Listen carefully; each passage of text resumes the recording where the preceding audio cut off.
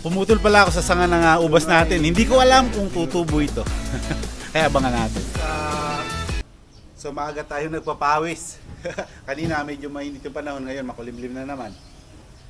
Pinapantay natin yung lupa dito, yung pinaghukayan ng Poso Negro. Kasi tataniman muna natin ng mga halaman natin na galing from Africa.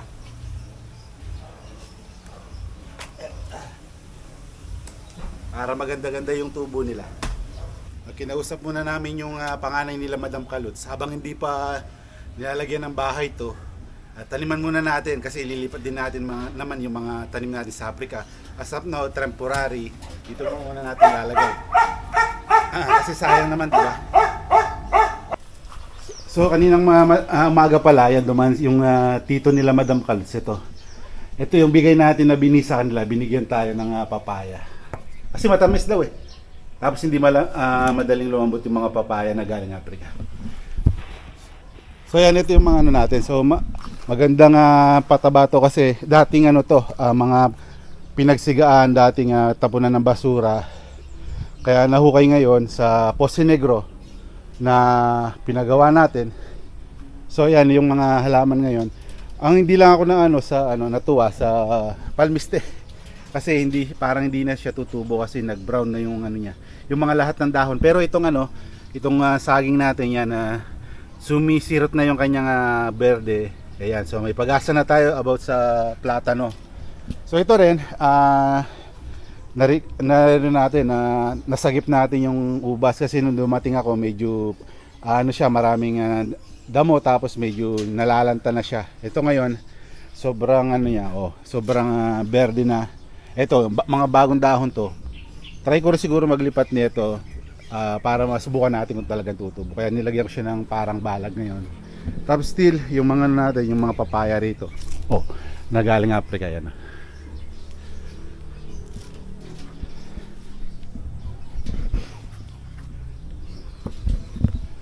So yan, ipapasilip muna natin yung bahay na pinapagawa natin kasi ito yung nakayanan natin this year. So siguro next batch naman yung susunod na papagawa kasi di naman natin maisa. Dala lang siyempre kung ano lang yung naipon natin sa pagtatrabaho natin sa Africa within 1 year, yun lang pinapagawa natin. And then the next, so by batch talaga para at least parang organize siya. So hindi tayo mabibigla sa gastos. Tapos mahirap din kasi, di ba, mangutang ng malaki tapos mahirap bayaran. So ayoko rin kasi sa utang, matakot din tayo. So ito pala yung bali nalagyan na ng Poso Negro, tapos yung mga screen door sa gilid. Tapos ito pala, itong grills sa harap. And so may lock siya. Dito.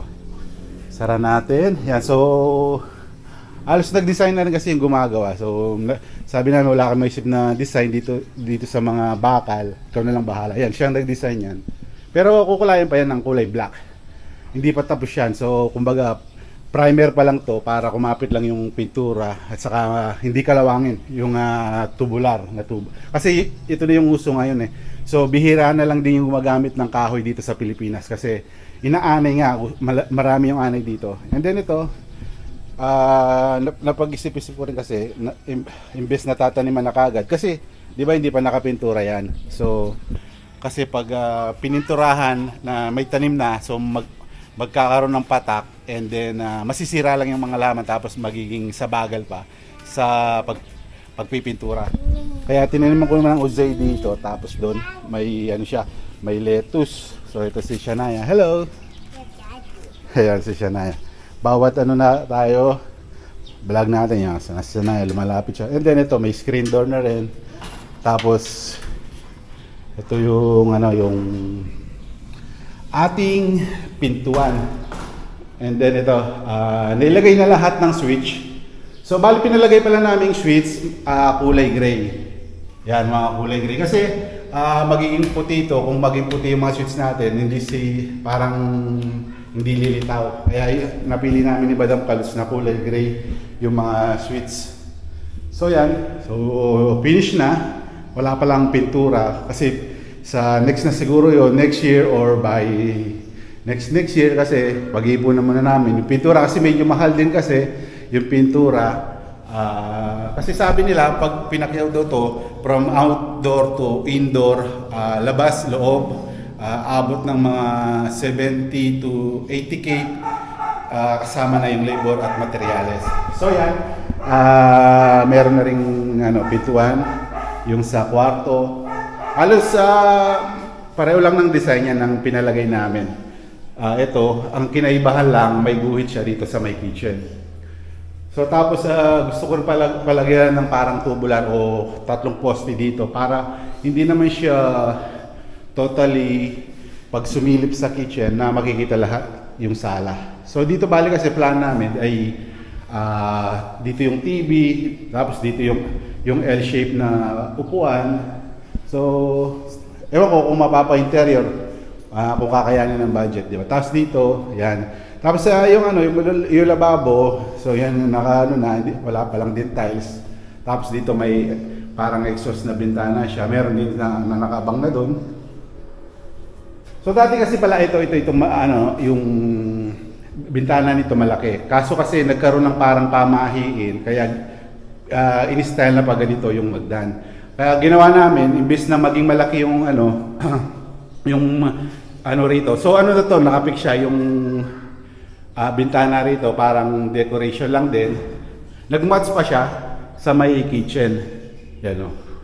Tapos pinalagyan muna namin ng temporary na bubong para hindi mabasa. Pero ito, sa taas, naka waterproofing na yan. So ito, ganyan lang kaliit. Tapos dito lang yung mga lamesa o mesa. Tapos dito yung cabinet. Ayun, tapos dito yung namin, yung CR. So hiwalay siya ng shower at saka yung inodoro. So yan, meron na siyang partition, tapos mga kulang na lang tiles, yung lavatory, yung shower, tapos yung bowl. Yan, so paunti-unti. Tapos nilagyan namin ng kulay white na pintuan. Tapos ito, may screen door na rin dito. Tapos pinalagyan namin ng flashing na lang muna dito temporary kasi bumabagsak dito yung mga ulan o yung mga tubig. Kaya temporary, habang wala pa siyang taas, pinalagyan muna namin ng flashing para hindi mabasa yung loob. Kasi nakaraan nakita namin kung ano yung mga tumutulo pati yung gumagawa. And then share ko lang pala din mga kalots, sa mga wala pang CR na magpapagawa pa lang, may share ko lang sa inyo konting tip lang na para sa inyo kasi siguro hindi lahat ng mga kapwa natin Pinoy na alam ito kasi di ba bihira siguro ang gumagawa nito. Pero ko lang din nalaman dito sa gumagawa ng bahay namin, nagpabili siya ng akala ko anong gagawin niya sa may uling. Akala ko maghihihaw siya. Hindi, nagpabili siya ng almost isang timba ng uling, tapos pinupok nila ng martilyo.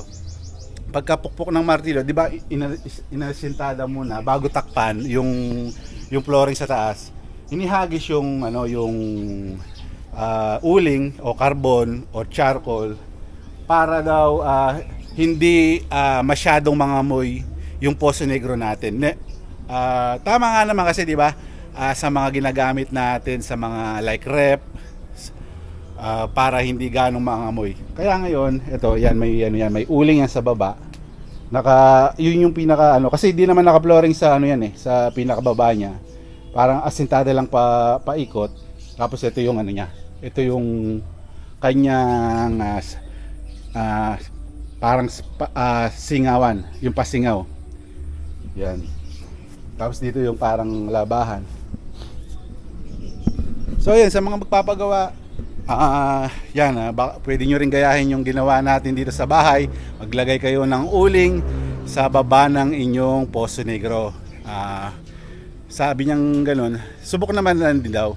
So yan, konting tip lang mga kalots, kaya gayahin nyo rin. Poso Negro, lagyan nyo ng uling. Okay? Okay, have a good day mga kalots.